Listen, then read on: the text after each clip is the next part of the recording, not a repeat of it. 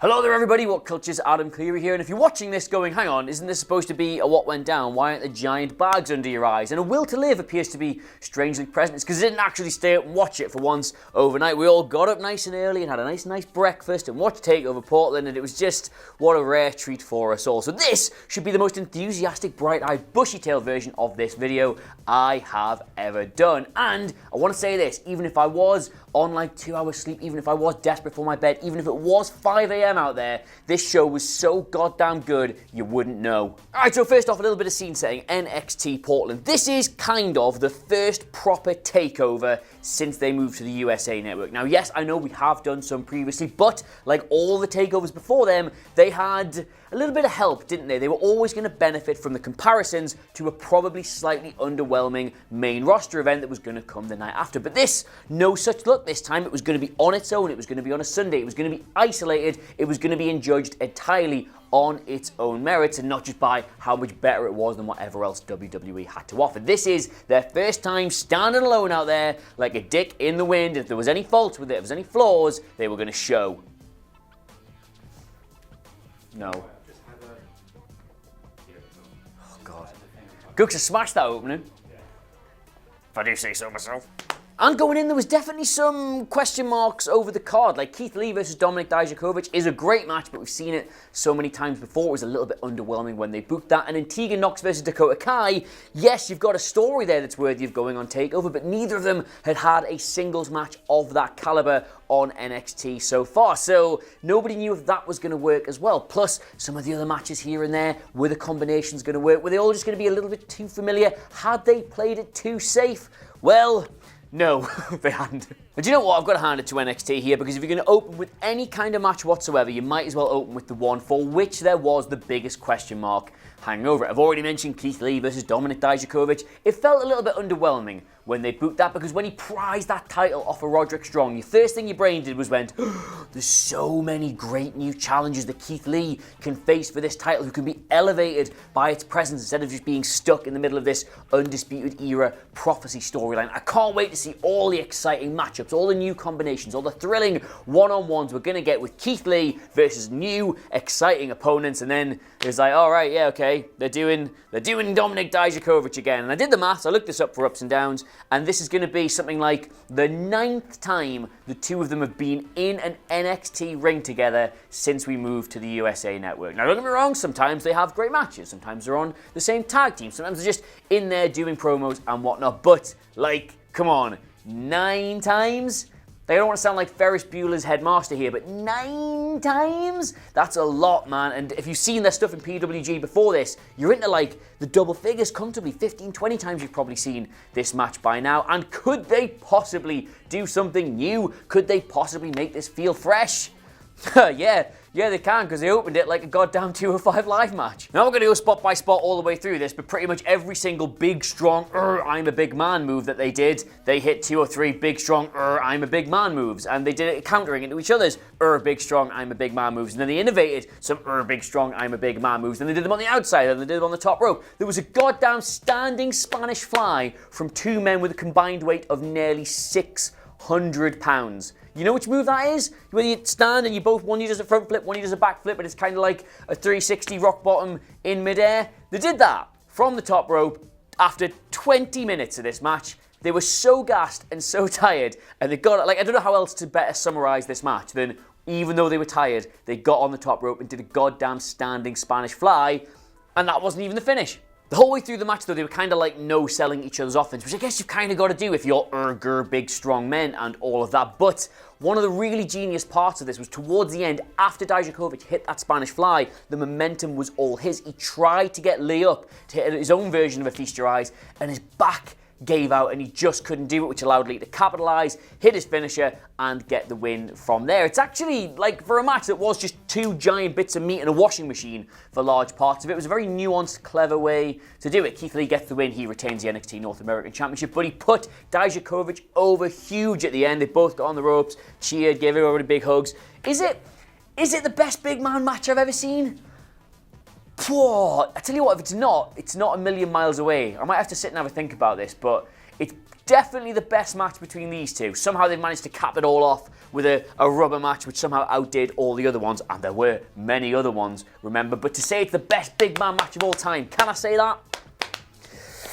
Oh, do you know what? I'm going to do it. I'm high on life, I'm high on cornflakes, right? Yeah, it was the best big man match I've ever seen. Check it out. And it was a smart decision to open with that match because there were question marks over it. People were like, oh, it's a bit repetitive, not sure if that's going to be very good. And they opened with it and everyone was like, oh wow, that was absolutely amazing. So, logic dictates, what do you do next? You open with the next match that people had some slight question marks about, Tegan Nox versus Dakota Kai. Now, as I said at the introduction of this, the narrative is takeover worthy so far. Obviously, Tegan Nox comes into NXT. She ends up in the Mae Young Classic. She blows out one of her knees. It's a career-threatening injury. She battles back for nearly a year to get fit, to get healthy. Then what does she do? She blows out her other knee, even worse this time, in another career-threatening injury, battles all the way back to get back to NXT, and just after she comes back, she gets into the historic Women's War Game match, and her best friend, Dakota Kai, attacks her in the introduction of that match, takes her out of the match, puts her back on the shelf. It's been a bit hit and miss with how they've done it on television and how they've built towards this, yes, but the actual narrative there, the genuine real-life story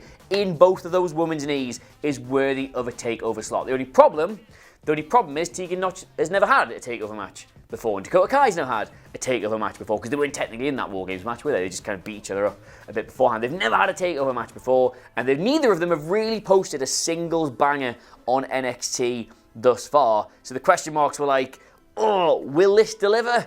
And my God, I feel so terrible for doubting this. I feel so terrible for even slightly doubting these two women because it was absolutely fantastic. Kai attacked Nox on the way out to the ring. They brawled around the stage. It was absolutely brutal. She had a goddamn cricket bat at one stage, which I am at a loss to explain. It was every inch as brutal as it needed to be. And as we've seen so many times on the main roster, when you get these brawly all over the arena style matches, you very rarely see something that you've never seen before. Like, it tends to be the same kind of spots, the same kind of locations. Every once in a while, like a WrestleMania or a Big Four pay-per-view, someone will suplex someone off something really high. But there was loads of things in this match which I don't think I've really ever seen before. The cricket bat was one of them. Taping somebody's arm to the ring post, then kicking them so hard that the tape ripped. That was another. They used a laptop in one of the spots. There was a goddamn Van Terminator from Dakota Kai at one point. Every couple of minutes, I should have been coming numb to the violence and numb to all of that, but every couple of minutes I was like, oh! And you know what it is? I hold my hands up. I was wrong to doubt this match. I was wrong to have any question marks about it going in. Both of them way over-delivered on how good this should have been. They're way over-delivered on the premise of, let's have a good old street fight, because it is a bit passé these days. They completely posted a fantastic, engrossing, brilliant continuation of this story right up until the finish, which was not good at all. So Tegan Nox has this match won, right? She has bested her best friend. She's overcome her adversary. She has it won. She hits the shiniest wizard. She should just cover her for the 3 count, but she says, no, do you know what?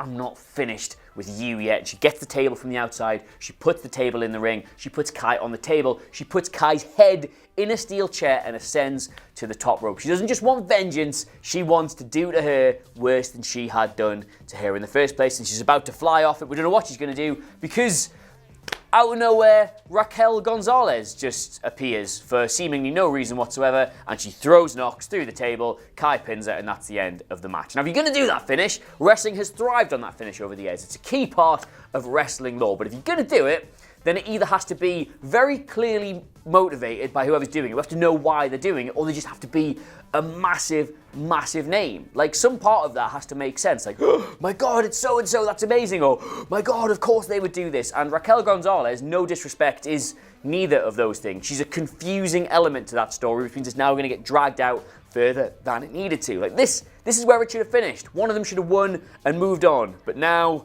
we have this whole extra convolution to it, and I don't know why, and it kind of soured the match. Overall, really good, but just a weird finish. And the reason I've gone into such depth explaining those two matches was because we didn't really know what to expect from them. But from here on out, it's plain sailing because it's probably 4 of the most anticipated NXT matches at a TakeOver we've seen in a very long time. And if you look at the caliber of the people in them, probably like the strongest card an NXT TakeOver has ever had. And look, if you've got stuff to do, you want to go have a cup, if you want to get on with your morning, I'll tell you this right now. All 4 of these matches are brilliant. All 4 of these matches are as good as you think they're going to be. I'm not even going to go into too much depth with them because you should just go and watch them yourself. They're really good. First up was Finn Balor versus Johnny Gargano, a match we should have had at many a TakeOver prior. Finally now, we are getting it, and if you were worried that the anticipation was going to ruin it, it did not. These 2 men are in-ring, 2 of the best on this brand, 2 of the best in the entire company. The match was counter this, counter that, brutal move here, brutal move there, work the knee, Gargano escape, oh, I'm going to counter this, counter that. It went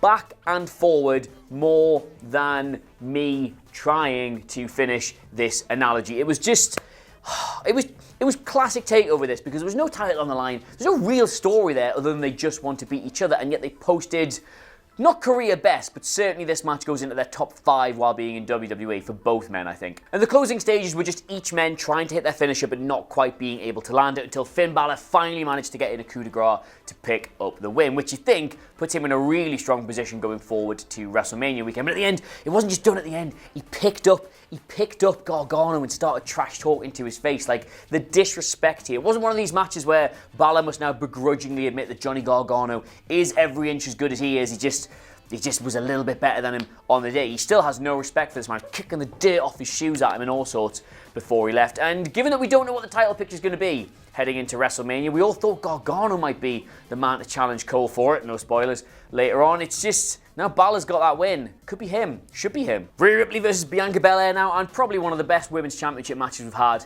in a very long time, in my opinion. Like, I thought the Baszler match was really good, but this was proper TakeOver fare. Belair has been not ignored in the build-up, but they've rightly steered into this idea that Charlotte Flair is for some reason looking past her when she really shouldn't, because she's got a great chance of winning this match. And I was a bit funny on the way into it, because I did say the way they've booked it, it does kind of make you look past Bianca Belair to this and forward towards Rhea Ripley versus Charlotte at WrestleMania, and they were going to have to work really, really hard to sell you on this idea that Belair could actually win it.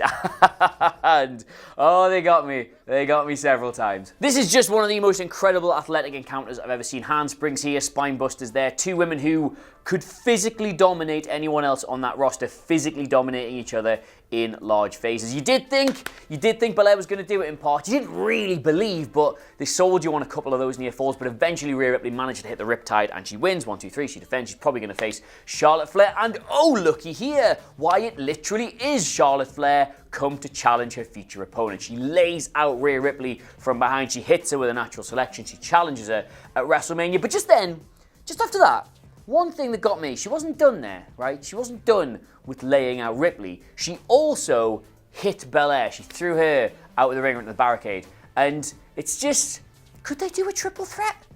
Because Belair deserves that, doesn't she? Belair was amazing in this match. She cannot now be removed from the title picture. She's too good to be removed from the title picture. We've got this build to WrestleMania, and I just think, if they don't have her on that WrestleMania card, Andy Murray tweeted this before, if they don't have her on that WrestleMania card, they're really doing themselves a disservice, and her a disservice, more importantly. So, you were kind of sold on the idea that it was definitely going to be Ripley versus Charlotte at WrestleMania, and Belair was going to have to somehow make us believe that she could win this match. But now I'm not really sold on the idea of Ripley versus Charlotte. I think you need Belair in there somewhere. You should just have her challenge Bayley or something.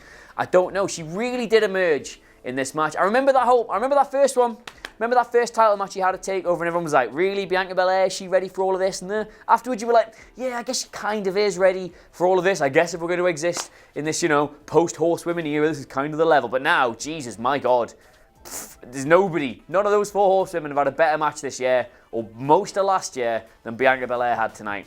That's my opinion. I'm sticking to it. Oh, and just want to quickly say, the crowd were weirdly not that hot on Charlotte Flair's appearance. Like, I don't know whether it was that the cameras weren't doing it properly or the surprise was ruined or something, but they were just kind of like, here's Charlotte, instead of when she actually appeared on NXT television. Everyone was like, oh my God, here's Charlotte. Here's the one you've been waiting for. Right, Pete Dunne, Matt Riddle, the Broserweight, taking on the Undisputed Era, the tag team champions, Bobby Fish and Kyle O'Reilly. And as the song goes, how many O'Reillys would Kyle O'Reilly Riley if Kyle O'Reilly could O'Reilly Riley's? And they emerged, the Broserweights, in their golf buggy with their Dusty Rhodes Classic trophy on it, and then they started fighting by the buggy, and they got into the ring. And is this the best tag team match I've ever seen? No, but it's up there. Please forgive my absolutely bubbling, baffling enthusiasm for this, because I watched this match in full this morning, and I just couldn't get over how much I loved it. There was like 2 or 3 "this is awesome" chants, and they were all fully deserved. And the thing was, it was a by-the-numbers tag team match. Really, like the Broserweights started strong, and then Fish and O'Reilly got on top, and they targeted Dunn, and they battered him, and they kept him in the corner, and then there was a couple of comeback spots. You thought, oh, they're going to do it, but then no, the finish was really exciting. A couple of really good near falls. You genuinely thought in parts as well that Fish and O'Reilly might just sneak this, because all the evidence going in was that they need to do a tag team title change. Now, Roderick Strong dropped the North American title. Adam Cole is going into WrestleMania as NXT champion, we presume so.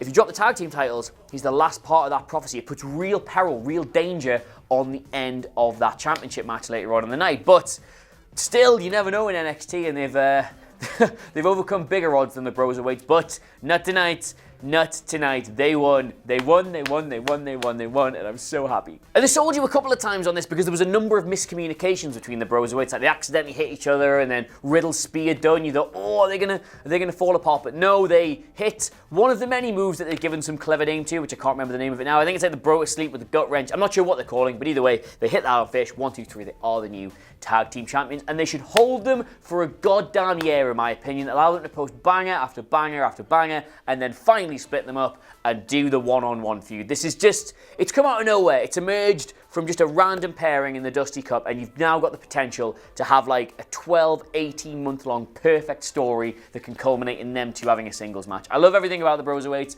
I love everything they've done so far. I love the fact they got the tag team champions on it. This was the favourite match of the night, this was my favourite match of the night. A star, star, star, star. A star, star, star, star. If I was doing ups and downs, even though I'm not for some reason, I'd give it the Yellow Jacket. And finally, my friends, your main event of the evening, Tommaso Ciampa takes on Adam Cole. And yes, of course, this was brilliant. And yes, of course, they gave this nearly half an hour. And yes, of course, the Undisputed Era got involved in it. And yes, of course, there was some shenanigans at the end. Right, I could go through this spot by spot for you, but I will be here for 10 years. So just rest assured, they absolutely beat the crap out of each other in the ring, outside of the ring, around the ring, using the ring, on top of the ring, nearly under the ring at one point. And it just, you never know which way this one's going to go, because you think Adam Cole should retain this championship going into WrestleMania. But they finally, at the last, on NXT TV, made a real good job of selling you on this idea that Ciampa needs to win this, and you don't know what's going to happen if he doesn't. They've just about, the build, I thought this was underwhelming. I've said it on NXT Ups and Downs a couple of times. I thought the build to this was underwhelming, but as I also said, when they get you in the ring and they're reading out the names and it's about to start, you're going to forget about all that. You're going to be excited for what's to come, and my God. Do you know what it is? I don't want to get too carried away with this by saying, oh, it's the best big match I've ever seen. Oh, of course, Kai and Nox delivered. Oh, it's one of the best women's championship matches I've ever seen. Oh, it's the best tag team match I've ever seen. I don't want to come off as some weird fanboy with this, because I do have criticisms of the show overall, but like, this was just, if they delivered on this match, if it was like a classic, really good top level NXT championship match, they were going to have accidentally posted probably the best takeover of all time, and I think they did. I think I have some issues with the finish to this, but overall the match was just, it was NXT championship matches distilled perfectly. Both men look like the absolute best in the world at points in this, and you don't know which way it's going to go, and there is near fall after near fall after near fall after inventive counter to somebody's finisher after near fall after near fall after near fall, and just, I think if aliens landed on Earth and they said, what is NXT, Adam?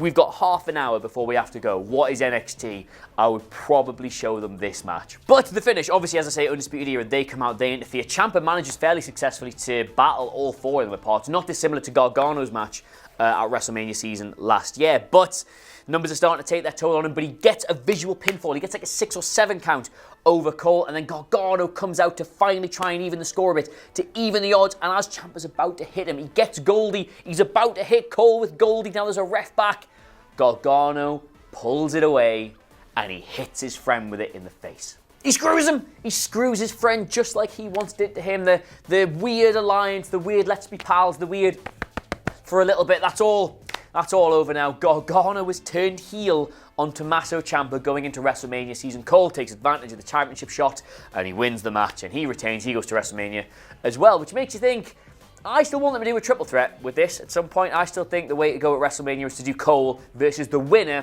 of Balor, Gargano and Ciampa, but now, I don't know, you got a whole extra subplot to all of this. They might just do, well, God knows what they were going to do, but either way, it was an absolutely fantastic match in the night, and I genuinely think possibly one of the best takeovers ever, if not the best takeover ever. You owe it to yourself. You honestly do. Go sit down, run a bath, put some bubbles in it, light a couple of candles, a little bit of Marvin Gaye in the background, tub of Haagen-Dazs on the thigh, no spoon. That's what this show will do to you. And yes, that was what went down for TakeOver Portland. As I keep saying this, probably one of the best takeovers of all time, if not the best takeover of all time. But let me know what you made of it in the comments below. Of course, don't forget to like, share, and subscribe. In the meantime, thank you so much for watching. I've, of course, been Adam Clery. How nice it is for me to not sign off of what went down with, I'm going to go to bed. I'm not. I'm going to go to work and have a lovely day with all my colleagues. And I will see you soon. Goodbye. Hi guys, I'm Adam Wilborn from WhatCulture, here to let you know we want your live event videos, whether that be something that happened after the cameras stopped rolling, or your reaction to something amazing that went down at the show you were at. Stuff like this. One of the other sweetest things I've ever seen was just recently when we saw Roman Reigns kick the shit out of cancer and come back on Monday Night Raw.